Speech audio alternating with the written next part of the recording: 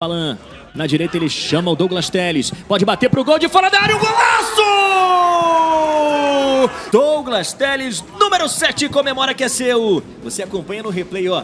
Que tapa foi esse? Que tapa foi esse, Douglas Telles? Um golaço aqui na Gávea. Esquerda. Aí o Logan abre bola na esquerda pro Chola. Felipe Tereza entrando na área. Chola na esquerda, fez a finta e a falta. Impedimento aqui, o Mengão tenta. Chola sofrendo a falta. É o Super Sábado. Aqui na tela da Flá TV, o Mengão ataca na esquerda. Chola botou na frente, entrou na área, pode ser o empate do Mengão. Olha o passe pra trás. Fala, nação rubro-negra, sejam bem-vindos à Flá Geral TV. Infelizmente, o Flamengo não conseguiu sair vitorioso na final do Campeonato Carioca Sub-20. Só que um detalhe, né? A arbitragem ela foi desastrosa e foi fundamental para esse resultado negativo. Agora, um lado bom desse jogo é que mais uma vez a gente viu que o Chola em breve estará nos profissionais do Flamengo, porque ele deu um show mesmo a gente saindo com a derrota. E a gente ficou com -1 praticamente a partida inteira. Sobre o Sub-17, vencemos o Fluminense e colocamos a mão na Taça Guanabara, né? Falta apenas uma vitória em cima do Boa Vista para que a gente não dependa de nenhum outro resultado. Se a gente não vencer, a gente depende de algumas combinações, já eu falo para os senhores, com mais um show do Joshua, né? Um garçom VIP. Dos 3 gols que o Flamengo fez, ele deu 3 assistências, com direito também a um golaço do Douglas Telles. E no Sub-15, a gente também venceu o Fluminense por 3-1.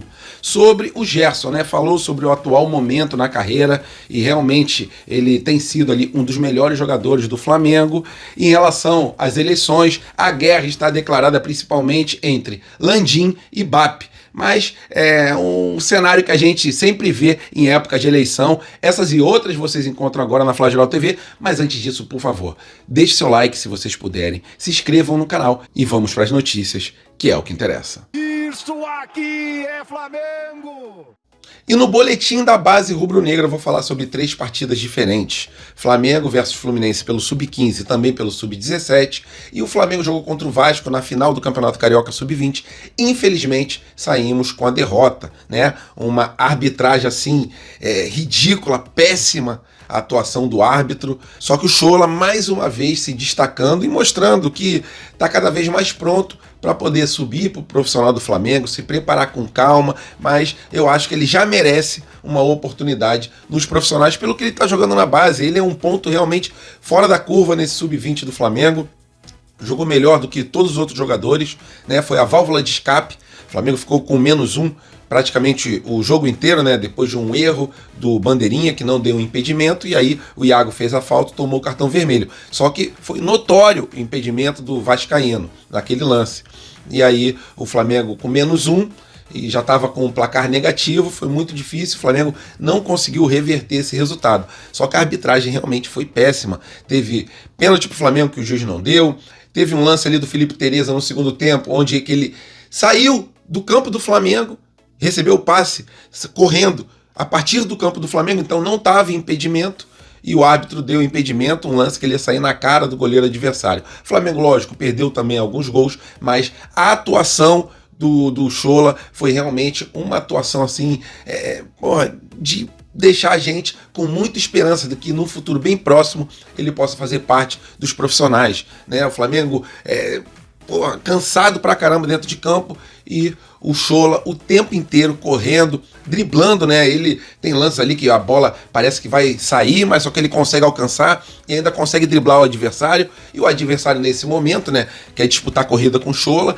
vai ficar com a língua para fora, e aí fica muito mais fácil pro Chola driblar. Chola fez muitas jogadas de linha de fundo, uma coisa que eu sinto muita falta no time profissional do Flamengo, né? Jogador indo ali na linha de fundo, driblando todo mundo, tocando para dentro da área.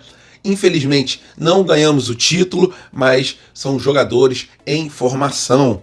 Nós jamais poderemos abandonar a nossa base e acredito que nos profissionais, alguns jogadores em breve terão oportunidade, como é o caso aí do Chola, né? Que é realmente um ponto fora da curva, um jogador com muita qualidade técnica e muita velocidade e disposição dentro de campo. O moleque não desiste nunca.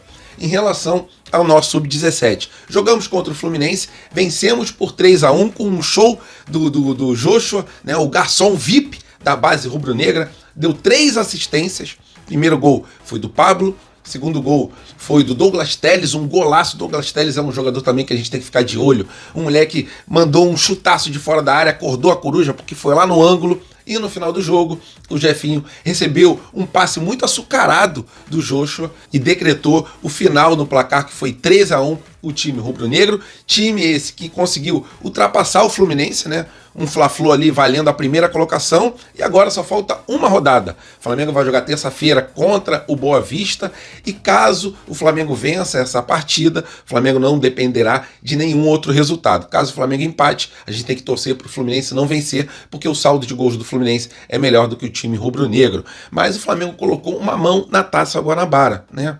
Excelente atuação também do Pablo, que é um jogador dos gols bonitos.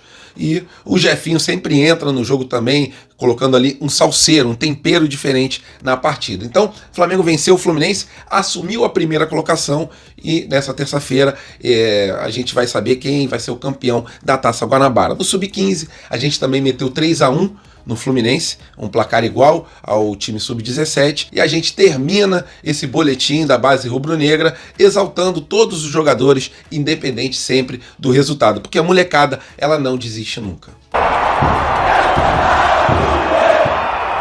E agora falando sobre eleições. O bicho tá pegando, já não é a primeira vez, isso aí já é uma situação corriqueira em época de eleição, e a guerra tá declarada principalmente entre Landim e BAP. O BAP e o Dunches, que é apoiado pelo Landim, os dois ali disputam cabeça a cabeça a presidência do Flamengo, são os dois favoritos. E em relação à parte ali de gastos do Landim, ele foi notificado na última sexta-feira, e essa notificação ela vazou. E por causa disso, né, vazou ali através do jornalista Vene Casagrande, e por causa dessa situação, o Flamengo soltou uma nota de repúdio, dizendo que estão tentando ali, em época de eleição, tumultuar o ambiente, e que essa notificação interna não era para ter sido vazada. Mas a gente sabe, né, que época de eleição é isso. Acusação de um lado, acusação de outro lado. Tem o Valim, que o pessoal do Dunch está falando, que foi pro lado do Dunch, mas ele apenas estava no churrasco, ele continua com a sua candidatura à presidência de pé. Sobre o MGM também continua com a sua candidatura de pé. E o que eu desejo, galera, independente se o presidente for o BAP, se for o Dunch, se for o MGM, se for o Valim, o que eu quero é que o próximo presidente do Flamengo continue fazendo um trabalho de austeridade financeira para que a gente consiga permanecer nessa estrada pavimentada, principalmente em relação a pagar salário em dia, a poder fazer contratações, a poder pagar multa de jogadores, a ter um CT de ótima qualidade. A gente tendo isso tudo, o Flamengo sadio financeiramente, a gente fica muito mais próximo dos títulos. Eu não tenho ligação com nenhum presidente, nunca tive, nem meu pai também tinha, nenhum candidato a presidente também, a gente tem ligação. Eu sou torcedor e o que eu desejo é o melhor para o Flamengo, independente de quem vença, e que vença o melhor. E eu quero que o Flamengo continue nessa estrada que o Flamengo começou a trilhar em 2013, e jamais o Flamengo pode sair dessa linha, desse objetivo, desse foco, que é ser um clube principalmente sadio financeiramente, porque a gente, conseguindo pagar tudo em dia, a gente fica muito mais próximo dos objetivos também dentro de campo. Então é isso, época de eleição é essa guerra mesmo, né? De um lado, um pessoal apoiando o atual presidente e também o candidato da situação, do outro lado tem outros apoiando a oposição, e que, no final das contas, quem vença seja o Clube de Regatas do Flamengo. E não é novidade para ninguém que o Gerson tá mandando muito bem dentro de campo pelo Flamengo, e ele deu uma entrevista, ele tá na seleção brasileira para jogar as eliminatórias, ele deu uma entrevista e falou que realmente é um dos melhores momentos da carreira do atleta. Vamos lá, abrir aspas para o que disse o Gerson. Tive um momento muito importante na minha vida na França também, foi muito bom na minha carreira. Esse momento, eu acho que estou juntando um pouquinho de tudo. Parte física, parte técnica, parte mental. Como eu falei, é um dos momentos mais importantes da minha carreira. Sabemos que o futebol é assim, a gente oscila, não tem como.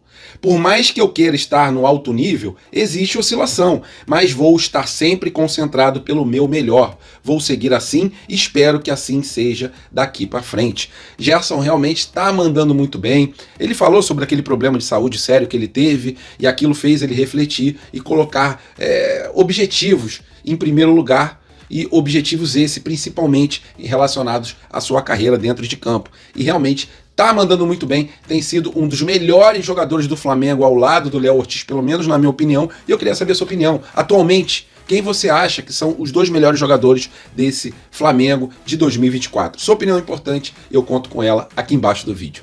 Valeu, nação rubro-negra, estamos juntos, fiquem com Deus, tenham um fim de semana abençoado, até a próxima e fui!